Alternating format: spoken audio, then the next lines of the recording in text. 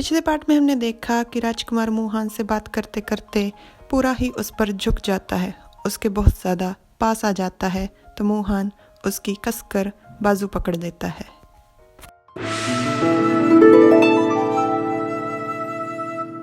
Hello everyone, मैं तुम्हारा हूँ पार्ट 43। राजकुमार मोहन को छूता है। मोहन बहुत ही शर्मा रहा था और शर्माते हुए वो कहता है, रुकिए रुकिए, मुझे परेशान मत कीजिए, मुझे प्रधानमंत्री के घर जल्दी जाना है, मुझे जल्दी है। तो राजकुमार ना चाहते हुए भी आधे मन से उसे कहता है, ठीक है। मोहन पहले से ही उसके कंधे के पास था, उसके कान में धीरे से कहता है कि आप रात का इंतज़ार कीजिए। ये सुन राजकुमार एकदम से मन में सोचता है, जुनकिंग को भी अच्छा लगा। राजकुमार एक शरारत करते हुए मोहन से कहता है, तो अगर ऐसी बात है तो आज रात जुनकिंग मुझे कितनी बार की मंजूरी देगा? ये बात सुन मोहन कहता है, मंजूरी? मोहन को एकदम से समझ में आता है तो वो मन में कहता है कि मैं इस बात को लेकर इतना गंभीर क्यों हो रहा हूँ। तो मोहन भी शरारत करते हुए राजकुमार को परे धकेलते हुए कहता है कि नहीं, एक बार भी नहीं, और वो जल्दी जल्दी से बाहर जाना शुरू कर देता है। तो राजकुमार उसे पीछे से आवाज़ लगा कर कहता है कि जुनकिंग, तुमने आज रात के लिए वादा किया है, जुनकिंग ज़्यादा आलसी मत बनो। मोहन प्रधानमंत्री के घर पहुंचता है, एक नौकर उसे प्रधानमंत्री के पास लेकर जाता है और कहता है कि आपसे छोटे मालिक मिलने आए हैं। तो प्रधानमंत्री उसे देख कहता है कि तो तुम आ गए। प्रधानमंत्री कागज़ पर कुछ उकेर रहा था, तो मोहन नए कागज़ को ले उसको सीधा करते हुए कहता है, पिताजी को क्या परेशानी है, उन्हें क्या बात परेशान कर रही है? तो प्रधानमंत्री कहता है कि तुम्हें क्या लगता है कि मुझे क्या परेशानी है? तो मोहन कहता है कि पिताजी, हमेशा से ही आप अपने फैसलों को लेकर साफ और स्पष्ट रहे हो, पर इस बार आप झिझक रहे हो ताकि किसी को अहमियत कम का एहसास ना हो। तो प्रधानमंत्री खुश होकर कहता है कि तुम बचपन से ही होशियार हो, तुम हर चीज़ को साफ साफ देख पाते हो।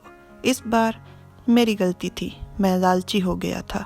तो मोहन कहता है, पिताजी, जब आपने मेरी शादी चेंगवांग से करवाने का फैसला किया था, मुझे तो लगा था कि आपने अपना पक्ष चुन लिया है। युवराज बनने की जंग में कोई भी किसी का सगा नहीं होता, और यह जंग हर कोई अपनी आखिरी सांस तक लड़ेगा। मोहन प्रधानमंत्री की तरफ कागज और ब्रश करते हुए कहता है कि भला एक इंसान दोनों पक्षों को कैसे खुश रख सकता है। मोहन की ये बात सुन प्रधानमंत्री चौंक जाता है और उसके हाथ से ब्रश पकड़ते हुए कहता है कि दोनों पक्षों को खुश रखना बहुत निराशाजनक, और मन में सोचता है कि इस बार महारानी ने जो ये उपपत्नी का चुनाव किया है, उसने मुझे बहुत ज़्यादा दबाव में डाला है।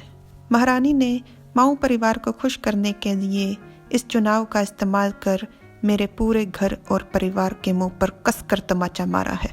मुझे ये तभी समझ जाना चाहिए था कि महारानी इसी तरह का व्यवहार करेंगी मेरे परिवार के साथ जब उन्होंने मेरे दूसरे बेटे को चेंगवांग फई के लिए चुना था, पर मैंने ये कभी नहीं सोचा था कि वो इस तरीके का इस्तेमाल करेंगी।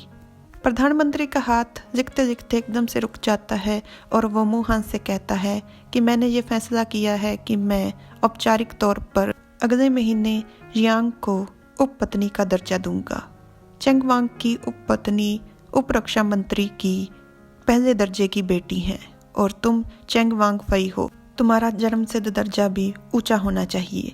ये बात सुन मोहन मन में कहता है, हालांकि मैं जानता हूँ कि पिताजी ने अपने इरादे साफ साफ तौर पर पेश कर दिए हैं इस तरीके से, पर मैं फिर भी अपनी खुशी को रोक नहीं पा रहा हूँ। मोहन झुककर कहता है, पिताजी, आपकी दया का बहुत बहुत शुक्रिया। मैं आपका जियांग की तरफ से भी शुक्रिया करता हूँ। जियांग मोहन की माँ का नाम है असली, जिसने उसे जन्म दिया है। दूसरी तरफ राजकुमार राजधानी पहुंचने से पहले ही रास्ते में अपने भाई का इंतज़ार कर रहा है। वो मन में सोचता है कि इतना समय हो गया है और अभी तक भाई यहाँ से नहीं गुजरे। इतने में राजकुमार को एक बग्गी आते हुए नजर आती है। उसे देखकर समझ नहीं पाता, पर जब उसे समझ में आती है तो वो तुरंत घोड़े पर सवार हो खुशी से उस बग्गी की तरफ घोड़ा दौड़ाना शुरू कर देता है। उसे ऐसे आते हुए देख बग्गी के चालक और रक्षक तुरंत हथियार निकाल पूछते हैं कि तुम कौन हो। जब राजकुमार नीचे उतरकर उनकी तरफ बढ़ता है तो वो कहते हैं, वहां गई। तो राजकुमार उनसे पूछता है, इतनी देर हो गई है और तुम लोग अभी तक यहीं पहुंचे हो? तो वो राजकुमार को उत्तर देता है कि मालिक बहुत ही गंभीर रूप से जख्मी है, हमारी तेज चलाने की हिम्मत नहीं हुई। ये बात सुन राजकुमार एकदम से चौंक जाता है और कहता है, जख्मी? वो तुरंत दौड़कर बग्गी की तरफ जाता है और भाई कहकर अंदर घुस जाता है। तो उसका भाई सामने बैठा होता है और वो कहता है कि मैंने तुमसे कहा था ना कि मुझे लेने आने की ज़रूरत नहीं, तुम किसी की बात क्यों नहीं सुनते। और यहीं पर ये पार्ट ख़त्म हो जाता है। Like, subscribe, comment. Thanks for watching.